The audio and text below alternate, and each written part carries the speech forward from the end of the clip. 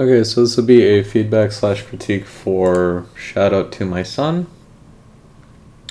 or Fat Don 4900. Let's go to friend data. You might know me as Shazam on the Discords. I sometimes go by other name in other Discords. It doesn't really matter. I am by no means a Tekken professional, right? I'm just someone who enjoys a lot of Tekken, watches a lot of Tekken, plays a lot of Tekken, and also watches, plays, and studies a lot about Paul, right? I am by no means telling you that what I'm about to tell you will lead you to immediate success, right? All I can say is, hey, I watched your gameplay based on my understanding of Tekken, my understanding of Paul, and whatever character you're facing. I think you can be improving in these areas, right? And especially really take your game to the next level, right? These are just what I've experienced myself and what I've seen other people do as well, right? You don't want to be, this is not a surefire way like, hey, just do these simple things and you'll immediately rank up, right? But there are just some aspects of the game that I think I'm like, hey, I think you can do better here, right? All it is at the end of the day is just food for thought, right? If it helped in some way, I'm happy. If you have any questions, let me know. But it is by no means any sort of like 100% guarantee, right? It's just kind of like, hey, try this stuff out, right? With that being said, let's hop into the gameplay. Oh man. Okay, so a lot of your offense seems to be based around Paul's kind of like bigger Tekken moves, right? But more importantly, a lot of down forward 1 back, which is fine. That's understandable. It's a pretty good down forward 1 mix-up type deal, right? And then a lot of just throwing out a lot of stuff, right? It doesn't feel like there's any sort of plan or of action behind your offense. It's just kind of like, just keep throwing stuff at the opponent based on these automatic habits that you have built up, right? I see a lot of forward 2-1, which is not good. I see a lot of wall standing through 2, which is not good. I see a lot of back 1-2, which is not good, right? And I'll break it down as to why these situations are bad, right? But I want to talk about down forward 1 back for a second. I don't necessarily think the strategy itself is bad. However, I feel like you are not doing enough to take advantage of, well, one, you're not adapting to your opponent. You're just kind of just keep cycling through a lot of the same options. It's like, I'm going to do standard down forward 1 stuff. Oh, they challenged it. Okay, I'll do my standard reaction to them challenging it. Okay, they stopped challenging it. All right, going back to standard stuff. When I think you could be experimenting a bit more with what you can do from the move, right? I'll talk about that in a second. But basically just the first thing you need to do is start adapting to your opponent a bit more and also avoid committing so much, right? If your opponent is just jabbing you, right, don't commit to down forward 1, back 1+2, right? Don't commit to core circle back 2. Do a sidestep. Do down forward 1-1, right? Don't commit to. That's the overarching theme here, is you do a lot of the big Paul moves, but you're committing to them. You're not using them at ideal opportunities, and you're not kind of being more experimental with your frame advantage. You're always doing like the big moves where an opponent with a good read is just gonna kill you, right? Because a lot of his big moves have very strong, very apparent weaknesses, right? Anyway, let's go into it.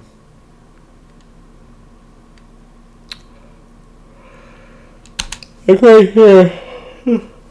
Right.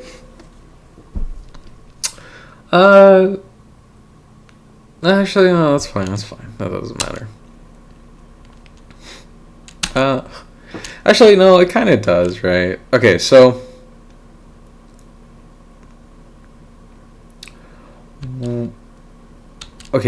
why did you do the low option here? Is he jabbing you? He's not pressing anything. He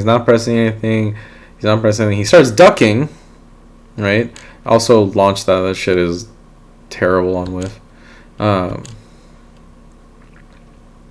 He's not ducking, and then you go for the low, and I'm not certain that's why. This is what I'm talking about, right? Is I feel like you're not doing enough to kind of mess with your or adjust to your opponent, right? If he's not ducking, he's not pressing buttons on you. There's no reason. Oh, almost kicked you. If he's not ducking, or if he's not pressing into you, there's no reason to do the low option from backswing, right? You typically want to do that when people start pressing into it. There's no reason to be doing any of that, right?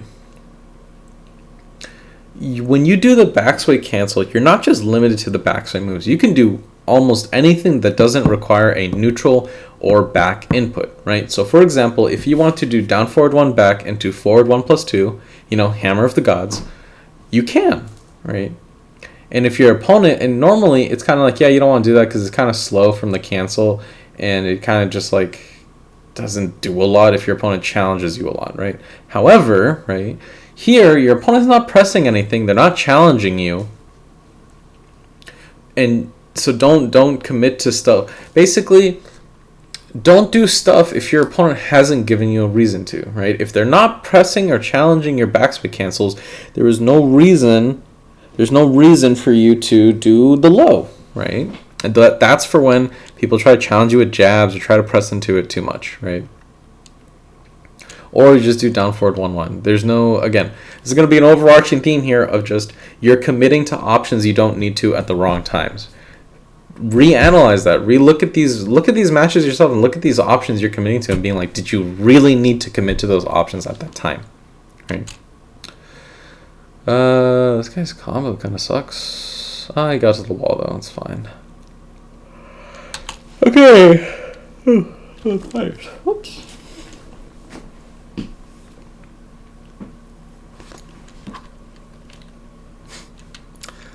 Don't do this. Don't do this. Don't do while standing 3-2. This is going to get you killed, right?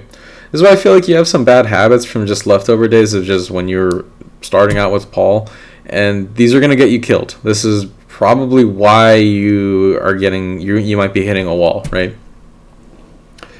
This muscle memory needs to go away ASAP, as soon as possible. Okay? Any competent opponent will duck this second part of the string and then kill you for it. Trust me, it is not worth this being in your muscle memory outside of punish scenarios, right? Or Twitch confirms is gonna get you killed. Don't do it. There's not really any sort of like, oh, you can try this instead. Just don't do this. Again, okay. Why did you do down forward 1 back into quarter circle back 1+2? Right? Is it because he challenged you last time? Why? He challenged you with a hop kick, right? The upper limit for something to beat out quarter circle back 4 is like 13 frames, right? Hop kick's not going to beat you out. If you just stuck to down forward 1, backsway 4, you'd be fine. Again, unless you are dead set, right? Don't do this. Unless you are dead set that this move is gonna, oh man, he really goes low to the ground. What a funny move. Unless you are dead set that the opponent is gonna challenge you, don't do quarter circle back 1+2 here. Right? This is gonna get you killed. It's -14. Against AK, it's not that crazy unless they're on crack and they can do the block punish dark upper, right? But against a lot of care, even back 1-2 into a throw mix up, that's chunky damage, right? It is a hard call-out move. It is not a move you should be going, I think he's going to do something. I'll do back 1+2, right? Now, that is my advice to you. However, in this particular instance, this AK doesn't punish it, I don't think. No, he jabs it. But I don't think he knows that it's punishable, right? And I don't think he knows that that's punishable either. Oh, man, you do that a lot, too. Anyway, okay. Right? There's no reason for you to do this. However, if you see that the opponent isn't punishing you properly, okay, sure, go throw it out, whatever. A running theme throughout this, again, is just avoid the overcommitment and stop these bad habits you got, right? It's one thing to use a strategy that has, inherent a lot of risk to it when it's your autopilot, right? It's one thing if you do while standing 3-2 because it's your autopilot. It's a different thing entirely if you do while standing 3-2 or course will go back 1+2 because you know the opponent's not going to punish you properly, right? If you know the opponent's not going to punish you properly, hey, more power to you, right? But my problem is that I feel like these are ingrained into your muscle memory and they're going to get you killed, right? So stop doing those. You also do this a lot, forward 1+4. It is an absolutely really good panic tool, right? The guaranteed death fist is gone. Rest in peace. That move was fucking busted. But it is still a stupidly evasive move that leads to a knockdown, and if they don't back roll, you get free damage, right? Solid. Every time I see you use this move, you're trying to use it almost like as an approach tool or an advanced tool. There's no reason to be doing that. Again, you're doing something that is very risky and against better opponents will get you killed, right? If you face against this particular Armor King in the future and you start doing shoulder a bunch, right? I don't care, right? I have no qualms about that because this guy is not going to punish it properly, right? But I just don't want you to face... I don't want you to go into a ranked or random opponent and have that be your default, your muscle memory, and the opponent being like, oh, nice, you did a -14 move, I'm going to kill you now, right? Especially in like the law matchup, if that is your default to use Corso go back 1+2 and forward 1-4, right, you're gonna die, right? So a lot of these things, they are not inherently bad moves, and yes, your opponents aren't properly punishing you for them, right? I'm not saying you have to delete the move from your mind, right? But the way you're using it, you're just a little too trigger happy with it, and these bad habits are gonna get you killed against just more solid opponents, right? Even the Armor King, right, is just already, even if he's not punishing you properly, he's not getting hit by anything, right? You might get lucky a few hits here and there, but half the time throughout this round, you're just putting yourself in horrible situations where you're super negative on block, you can't do anything, you can't move, and the Armor King just kind of gets to do whatever he wants to you, right? And it's like, the best thing about Paul is his safety. Safety, not just, panic moves, right? So many of Paul's tools, quarter circle back 4, quarter circle back 2, quarter circle back 1, forward 1+2, up back 2, have all these crazy rewards on hit, on counter hit, and they're safe, right? That's the reason a lot of people get frustrated when they play Paul, is he just does a bunch of safe shit that they can't really do. They just kind of have to hold it, right? But you're doing all the unsafe stuff, and I feel like that's just not the way you want to be going about this, right? So try to erase these from your muscle. Don't let them be the default, right? Yes, remember those moves exist, and then if the opponent's not properly punishing you, kill them, right? But don't let it be the default. I think that was like the first jab I've seen into all the sets I've watched. I'll talk about that later. That's fine.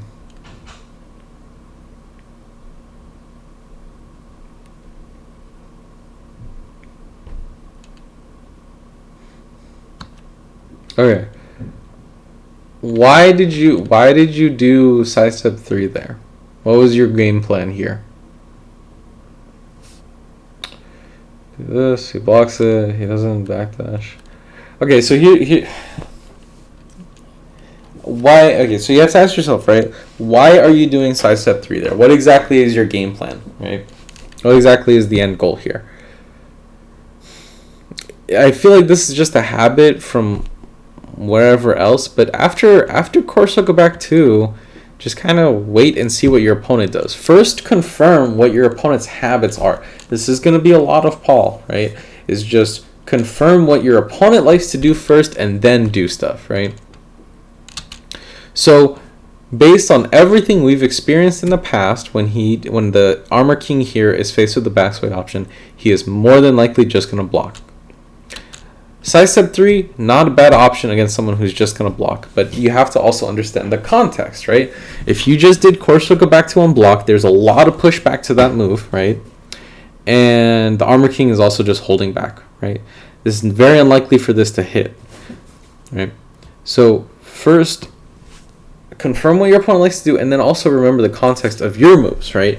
Or just the context of the situation. If you're super far away and sidestep 3 is not going to hit, don't do sidestep 3. right? Just the idea was correct. The move choice was not. Right? This should have been core circle forward 3, because what the fuck is AK gonna do? He's gonna wall standing for you, right? I'll talk about that later.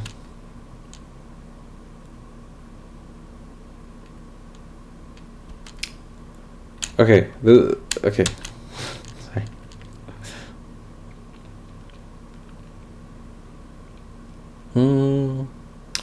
Right here, cool. This hit, awesome. Don't do 3-2 in neutral, unless you were dead to rights. Like you were like, this dude's gonna fucking duck, right? Unless you were dead set, this guy's gonna duck. Don't do 3-2 in neutral. It's another while standing 3-2. It's another 4-4-2-1 bad habit. Don't do that in neutral, right? You can do standing 3, right? You just want to mid check them. If you twitch confirm 3-2, fine, whatever. If you whiff punish, sure, go for it. Don't do it in neutral, right? Don't just throw out this move. You will die. It's a bad habit. Right. This was godlike. Okay, so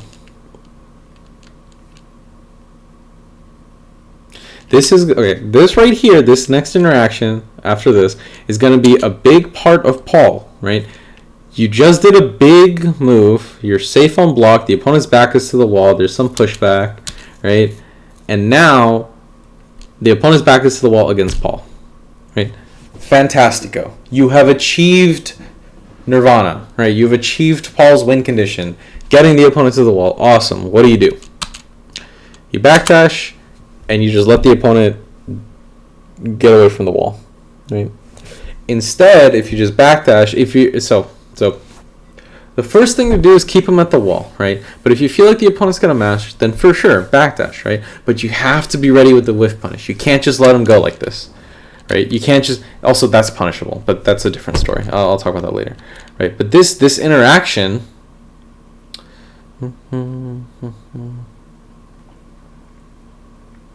You want to mentally prepare yourself for an opponent who's very antsy at the wall, especially like these early ranks, right? They can be very button mashy at the wall. You have to anticipate that and just backdash. They whiff something, death fist, right? Death fist is one of the best whiff punishers in the game, right? Very long range, mid, that's stupidly chunky and hits for a chunk, right? I just said the same thing twice. Right, it is easily one of the strongest whiff punishes in the game, right? Because, and especially here at the wall, right? You just throw them at the wall, and then if you wall spots properly, you get even more damage. All because they tried to challenge your pressure, right? So this is going to be a lot of Paul, is just being able to read your opponent's habits and then taking advantage of when they'll make a mistake, right? It gets difficult, but against these level of opponents, against these opponents here, just understand that like you've got this pressure on them, and you got to start recognizing the situations of when, okay, I've got a lot of pressure on them. Let me backdash a little bit. You might not even know, right? You might not even know that like, oh, they're going to mash or they're going to challenge me, and let me backdash here, right? You could just backdash to be like, let me see what they do, right? Paul's like, at this distance. Let me see if I can.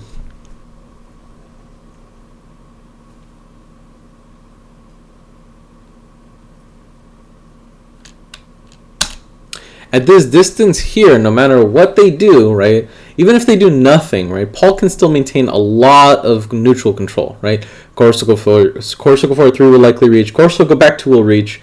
Course will go back 4 will reach, right? You can still do a lot to keep the opponent locked down at the wall, but you don't have to commit to anything. You just hold back, see what they do, and then adjust your game plan from there, right?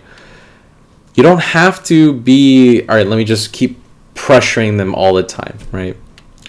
But yeah. Also, it doesn't have to be death fizz. Back 1-2 also would have worked, but you gotta be sharp on these things, right? This is -10. I don't talk too much about character specific punishes. I'll mention them here and there, but this is something where I talked about like you just gotta do your homework and start recognizing that hey, this is punishable.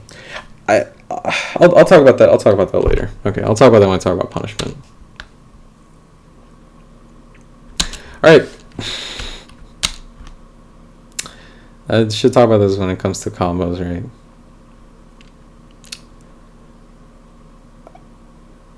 You need to do back 1-2 here, right?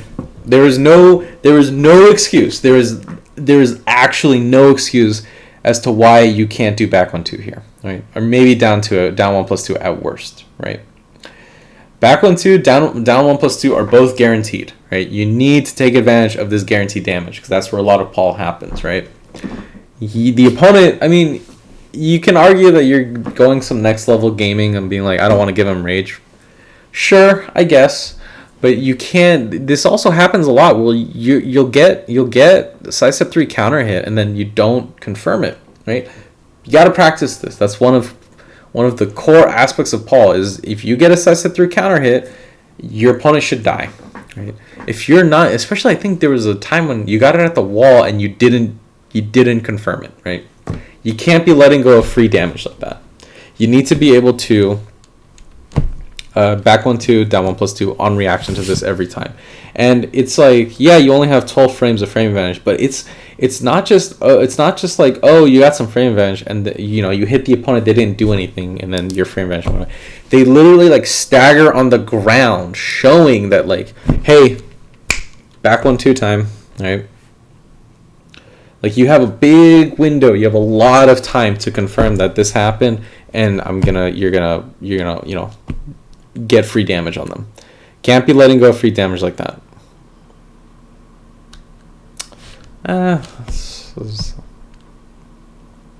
Okay. Don't do back 1-2 in neutral like that, right? Just don't. Nice. See, this is what I'm talking about. Yeah, hop kick, whatever. Backdash, boom, right? Maybe you were already going to do Death Fist. You were like dead set on doing Death Fist. You didn't really expect them to get like a whiff punish there. It's still fine, right? But that fundamental is what we're talking about here. This should be core to Paul, especially against opponents that do throw out stuff like that, right? Eventually, you'll face opponents that don't throw out stuff at the wall, and that'll be a whole nother discussion. But for right now, you just gotta rein it in a little bit. Your offense is built on a very shaky foundation, right? You have a lot of bad habits that are going to get you killed, and because you're too focused on the offensive part of the game, you're not getting as much damage as you could be with the defensive part, right? You're not utilizing the punishment aspect of Paul's kit enough. That was a sick kill, though. I love that.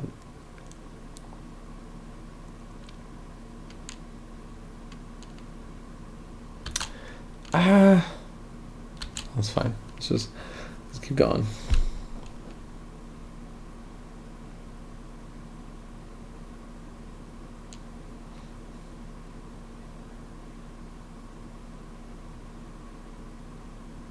Nice. Nice. Where does it go wrong? Because right here.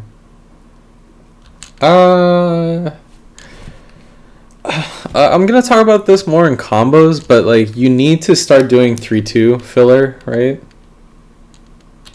You don't do 3-2 back 2 or back 4 as your filler. I don't understand why. There's no reason to do back 1-2, except maybe after down back 2 counter hit, right? But like right here, right? You'd be surprised at how much time you have to pick up with 3-2 in this scenario, right? That move hits really low to the ground and will pick up a lot of things. It is probably the single greatest change Paul has ever received as a whole, right? Like it completely changed everything about the character, in my opinion. But yeah, you need to start using 3-2 filler more. Also, you need to start being on the pickup for these situations. Like this should have been a combo. Yes, you would have had air scaling, but like who cares? It's free damage, right? Okay. One of the reasons sidestep 3 is one of the best lows in the game is because that shit's -12, right? Armor King's wall standing 1 is 16 frames, right? There should be no reason why he's able to launch you with this unless you are mashing. This is what I'm talking about. Is that you're too focused on offense and you're not pumping the brakes when you need to be, right? You have to have a measured approach to your offense. You can't just be like, all right, offense time to press buttons. You have to understand, like, sometimes you just got to block, dude. Like, this should not have happened. He's going to do some whack combo anyway, but whatever. That is very low damage.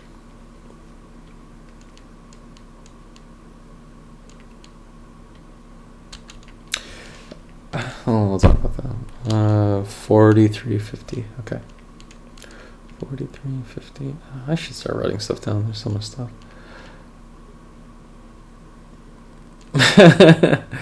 Did he kill him here? No. Oh. Oh, no. Oh, no. Oh, no. Brother. You know, it's not a tragedy. Oh, maybe you try to do the death fist and you got this. No, because you crouched. You full on like crouched for a second.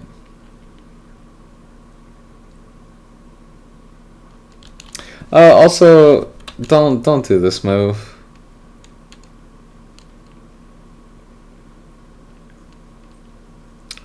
This is gonna get you killed. Don't use this move, right?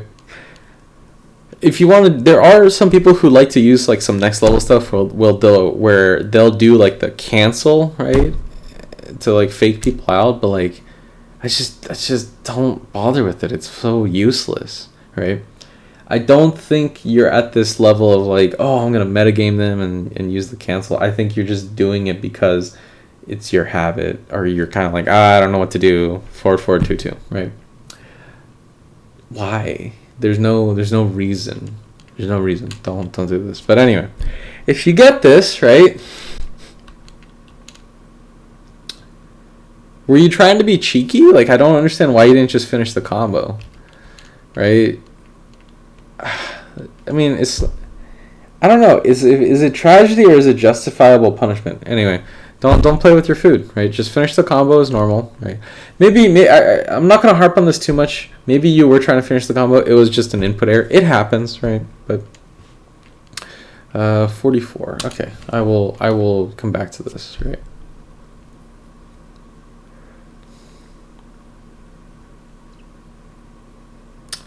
Rest in peace.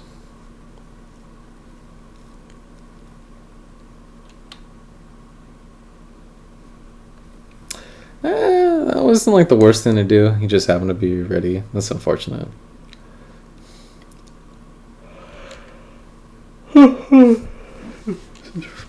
That's whatever. Nice low parry. Why are you doing this combo? I don't understand. Oh, tragedy. Okay. What are you doing? What are you doing? Okay.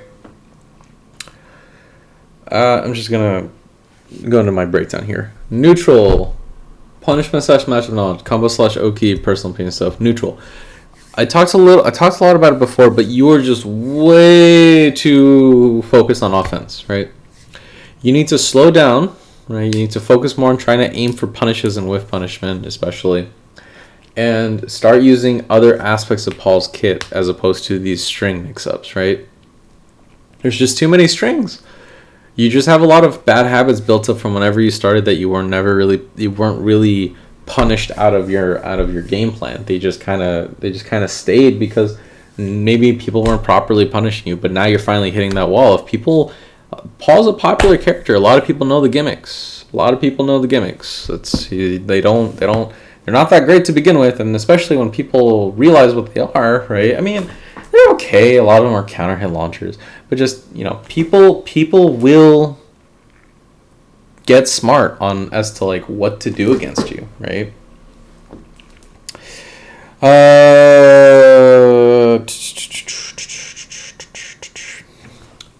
This is gonna be a bit more personal opinion stuff. Jabs, down by 4, course will go forward 3, right? All of these single options can do a lot to strengthen your gameplay, right? Focus on avoiding these strings and focus more on what are your single hit tools that are very powerful and have a lot of coverage. Spoiler alert, that's like everything in Paul's kit. What do I mean by coverage? I mean they do a lot of things, and the opponent has to do a lot of crazy shit to counter them. For example, let's just take a look at core circle back 4, right? One of the best moves in the game. Plus on block, counter hit launcher, knockdown high, that's homing, right? With stupid range. If the opponent wanted to counteract this move, they can't step, they can't press into it at the risk of getting counter hit launched. They can block, but it leaves you at plus frames, which, is not, +1's nothing crazy, but it still opens up a lot of opportunities, right? And if they block it all day, you just get to be +1 all day, right? They're not really doing anything to punish you. So if they need to punish you, right, they have to duck, right? But what happens if they duck while still being in range to whiff punish core circle back 4? You just do core circle back 2, right?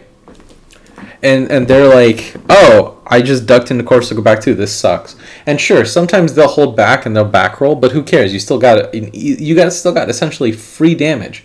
And it's like, oh, they weren't ducking? Cool. Core circle back 2 is safe on block. So now you have a knockdown mid that's safe on block, chunky damage, very long range. So what do they have to do, right? They have to sidestep right. If they sidestep left, it's very likely they'll get clipped because that move just has very strong hitboxes, right? So if they sidestep right, they're sidestepping, right? So then if they, it's very hard to sidestep that move on reaction. It's unreactable, right? It's like 18 frames fastest, right? Core circle back 2 is so good. And if they sidestep, they have to be predictive with it. Except if they sidestep while being in range of core circle back 2, right?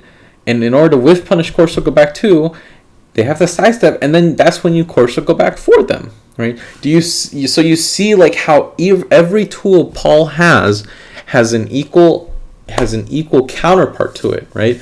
Core circle back 4, core circle back 2, literally any high or low and up back 2, right? Paul just has a lot of tools that cover a lot of ground, right? They restrict a lot of the opponent's answers to it are usually very specific. And while the opponent can find an answer against one move, it will then fall to another move, right? And the trick is just finding out when Paul is going to do the move at the right time, which is really fucking hard. However, none of that matters if you just do a bunch of strings, right? Strings make your timing predictable, right? They let your opponent know, like, okay, Paul's a legacy character, his strings are kind of dog shit, and he's going to have very easy timing to understand and get a read on, right? Versus single moves like core circle 4-3, jabs, right? Super either fast or very low commitment moves, right? Core circle 4-3, one of the best lows in the game, stupidly long range, right? And it doesn't have the homing particles, it might as well, right? That move basically tracks to the point where it's homing, right? Amazing low, right? So what does the opponent have to do in order to stop that? Oh, that's right, they have to duck. And if they duck, any of Paul's mids will just delete them, right? So you see how the moves interact and flow with each other, right? You're not going to get these interactions if you do canned mix-up from strings. So try to reduce your muscle memory on relying on these strings. Focus more on just mixing up timings with your single hit moves, right? You gotta stop using the panic options as offense, as panic options, whatever it is, right? If your opponent's not mashing, they're not gonna get pressed. They're not gonna press into forward 1+4, right? The only time the Armor King mashed into forward 1+4 is that he was doing his down back 3, his homing counter hit low launcher, right? So you're just overcommitting on things you don't need to. Focus more on jabs, focus more on single hit tools like core circle 4-3, right? And then focus more on like core circle back 2, core circle back 4, up back 2, right? All of these options that are all safe, and in order to effectively deal with them, the opponent has to put themselves at risk to another option, right?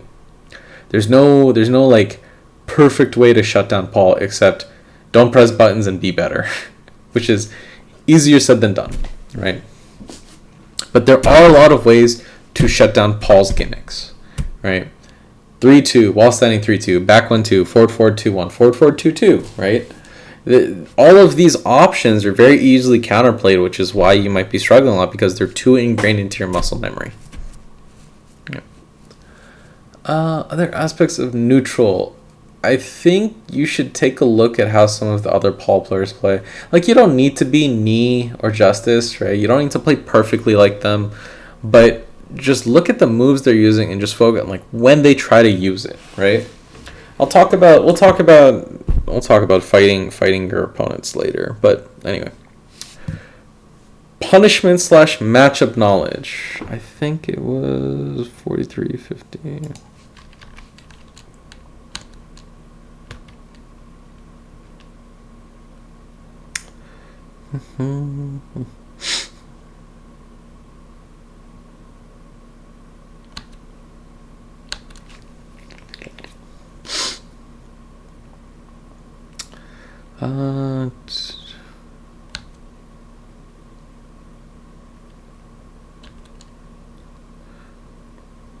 No, this is more the combo thing. Maybe it was at 43.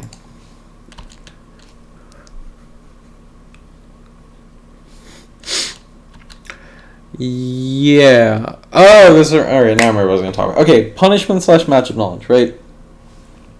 There's no easy way to do this. Right. I understand. There are 50 characters in the game with like 10,000 moves each. That shit is hard. Right. But if you really want to take Paul to the next level, you just got to start learning punishment, and you got to start practicing it. Right? Now, it is a lot of work, right? I'm not denying that, and I understand. I work a full-time job, right? I don't have as much time to play Tekken as much as I used to in college, right? It's a lot of commitment. But what do I mean when I say that like it can be manageable? There's a lot of things that like you don't need to learn every single 50 character in the game, right? You just need to learn the ones that are popular and the ones you see a lot. If you get steamrolled by like a Lucky Chloe or a Lei because you don't know the matchup, who cares, right? Just move on. If you do care, then the answer is to just study the matchup, right? And just do it. There's no like shortcut here. There's no kind of easy answer besides you either do the work and put it in, or you figure out another way to keep Tekken fun for you, right? Now, what do I talk about making it manageable? Focus more on characters that you either hate or run into a lot, right? I run into a lot of Law. One of the friends I play with a lot uses Law. So what do? I just look up a punish guide on Law and I just start learning. I start looking out like, okay, this is punishable by this is punishable by that, right? And here's the critical part is that even though I watched this video, I watched a Law punish guide maybe like 10 times in a row, right?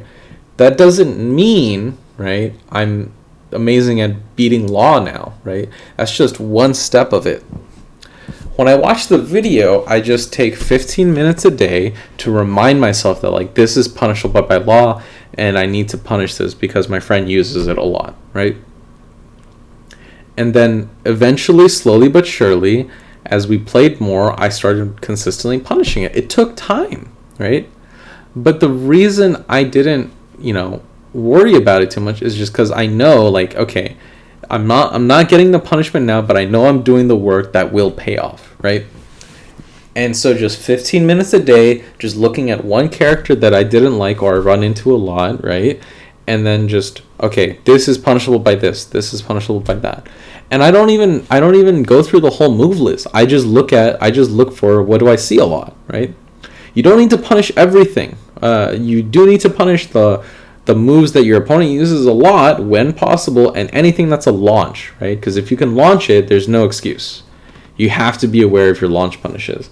But that's just a lot of Paul. It's just knowing what your punishment opportunities are, or creating them yourself, or just letting your opponent do the work for you.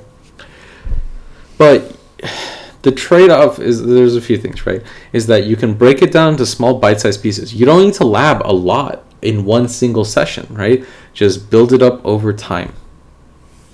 One step at a time and focus on just building up that knowledge.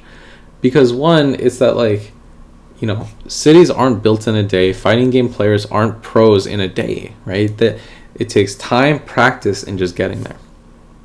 And you don't even have to practice so much that you go for a professional level, right? I'm someone who's fairly casual, or like maybe a step above casual, but I certainly don't really see myself as a professional or competitive level player, right?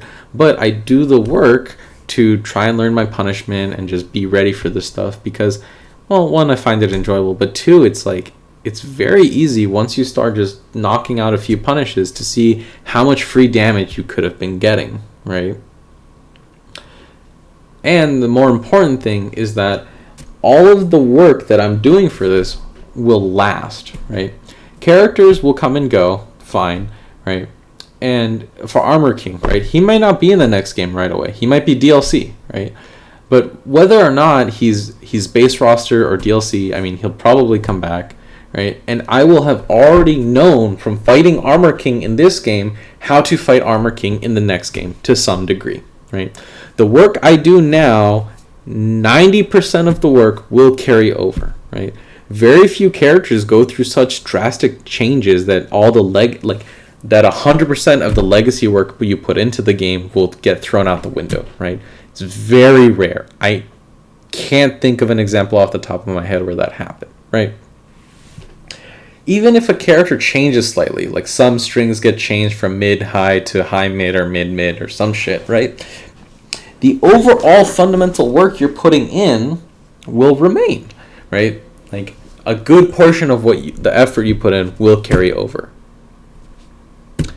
Anyway, that's a long-winded way of me saying, just do the work. That's pretty much what you're missing, and don't worry about how long it takes. Just take it one step at a time, right? And just focus more on characters you see a lot. Just focus on the popular ones. If a character you don't see often, right, just beats you and steamrolls you and knowledge checks you, it's like, who cares? It's just a game, right? Just move on, right? A lot of Tekken, just both in general and in life, it's a numbers game, right? If you have a 10% chance of running into a character that's like you have no knowledge of, right? Why does that matter? It's 10%, right? If I run into like a Lucky Chloe and get knowledge checked out because I didn't put enough work, that's on me, right?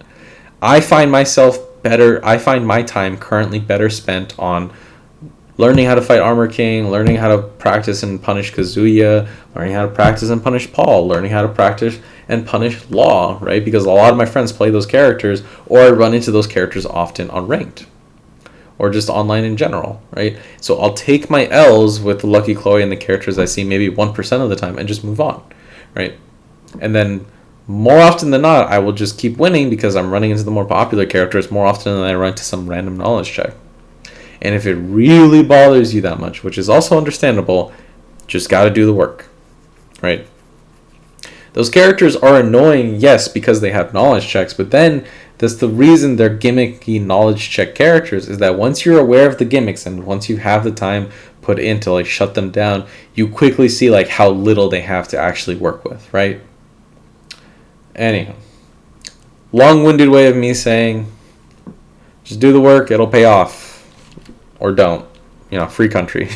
You are a free will individual, right? You can do what you want. Combo/Oki. Your combos need to be worked on, right? Like you're just letting free damage off everywhere. This was sick. I love this. But where's the side step 3? Well, anyway, I'm just gonna talk about it. You can't let side step 3 counter hit go like that. Your combo structure needs to be launcher, filler if necessary, right? Core circle forward 1 if you want to practice it, or just back 3 for simplicity. 3, 2, back 4, right?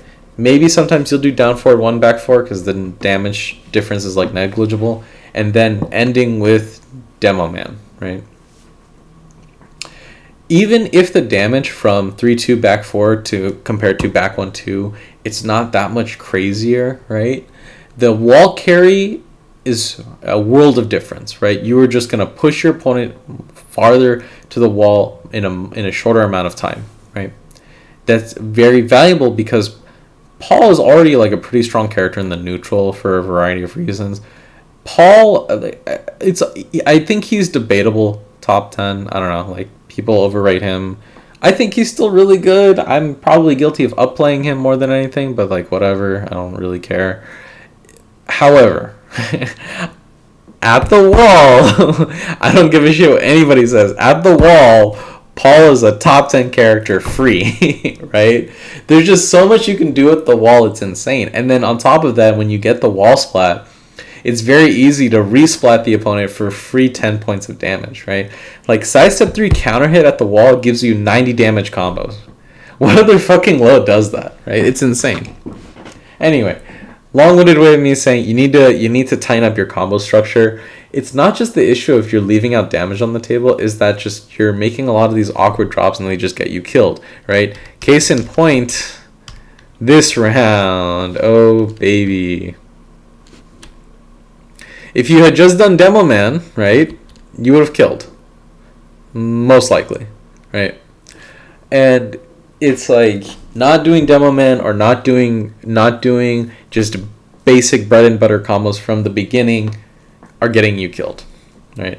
It's not like these crazy wrong errors like using strings and neutral as often as you are, but it's like these subtle little things that obviously the combo drop was huge, right? But just these subtle little things that add up to a lot, right? It's why you'll see people advocate for core circle forward 1 filler, right? Or core circle forward 1 filler, right? It's only 3 points more damage than the usual. I don't care for it. I just don't bother with it, right? But it's whatever. You can choose to whatever. But you know, every little point of damage kind of adds up. Like yes, Paul has big damage, but the thing about it is that his opportunities to get those damage become more rare as you fight stronger opponents. So that when you get those opportunities, you have to make it count, right? If you don't want to do like the hard combos, I'm not telling you to, but you have to have like the basic bread and butter structure at least, right? Oki. I'm not gonna talk about it. I think the more one I can't remember it off the top of my head. Man, there's a lot. Okay, let's talk about here.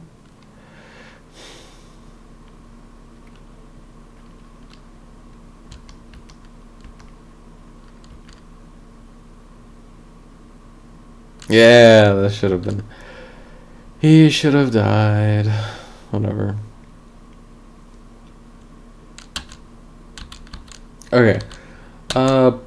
Personal opinion stuff, right? Options that I think are neat, but your mileage may vary, right? The back one too, right there, should have just been jabs, right? Jabs are super fast, very easy to disrupt your opponent with, very free plus frames, or at worst, free safety, right? Even if 1-2 isn't plus on block, it's -1, which means you can backdash into stuff, right? Or backdash and then whiff punish your opponent or use movement, right? You're never locked into place like you are with a lot of Paul's bigger moves, right? There's just a lot. I don't really know how to dive into it. I'm just gonna list out the options and why they're so good. Core Circle 4-3 talked about, right? But you have to start using lows a lot more, right? Core Circle 4-3 is just free chip damage. You basically have a button that says, hey, at any point in the round, get some free 17 points of damage, and also your opponent's going to start to want to duck now, right? And as Paul, you want them to start ducking so that your mids just go, hello, and then they delete your opponent's health bar. Right? Throws. I think you could be throwing your opponent a lot more. There's a whole metagame to it, but the basic gist of it is Paul has a complete throw game, right? And yes, some people can look at the hands and they will always break your throws. It doesn't matter, right? The goal of using throws is not to just be like, oh, getting the damage. It's also just a lot about the mental damage, right? A big thing about Tekken and any fighting game is the mental stack, right? When you're facing an opponent, they're only human. They're not a computer, right? And a human has limitations onto how much information they can process at any one time. If they're playing against Paul, they're worried about all his mids, all his highs, all of his lows, all this other stuff, and especially his mids, right? They don't want to get hit by Death Fist, so they'll just stand block a lot. Okay, so what do you do with stand blocking? You either chip them with lows, or you just go, I'm going to throw you right now, right? And now, all of a sudden, not only do they have to worry about his mids, his jabs, his lows, they have to worry about these throws that will break their guard and are very fast, right? Back 1+4 is probably one of the best command throws in the game because it's so fast, right? That 11 frame like is huge, right? So you have to be very careful at kind of like, or you have to be, understand that you can be doing a lot more to pressure your opponent's mental stack. If you keep just piling on all these options in front of them, it doesn't matter if they don't work out. What matters is your opponent is now aware and thinking, oh shit, he could throw me at any time. I have to be on the lookout for that. And you can then use that to your advantage, right? Because what are they going to do against throws? They're either going to break them, which is fine, or they're just going to duck, which is more than fine. You are more than happy to see an opponent duck in front of Paul, right? Personal opinion stuff. I mean, there's probably a lot more we can go into, but I think I talked a lot. Anyway, man, look. At the end of the day, all I'm trying to say is, hey, here are these areas that I think you can improve on, right? I think the most critical areas for you right now are restructuring your offense. I think you just have a lot of bad muscle memory built up, and it's getting you killed and will continue to get you killed until you do something about it.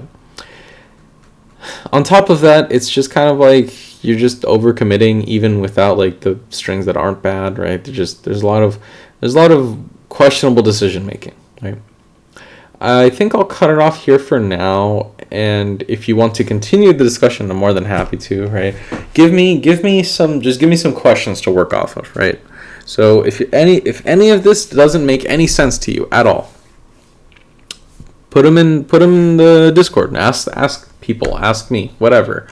Just be like, hey man, here, what do you mean by this? What am I supposed to do here? How am I supposed to use this move, right? What do you mean by this? What do you mean by that? Right? Just ask. That's what we're here to do. We're trying to help people out here and doing what we can, right? Anyway, if any of this helped, I'm more than happy. If none of this made any sense and you're like, hey, Shazam, you're full of shit. You're absolutely right. But two, let me know, right? What can I clarify for you? What can I help make a little bit more sense, right? All right, man. Have a good one.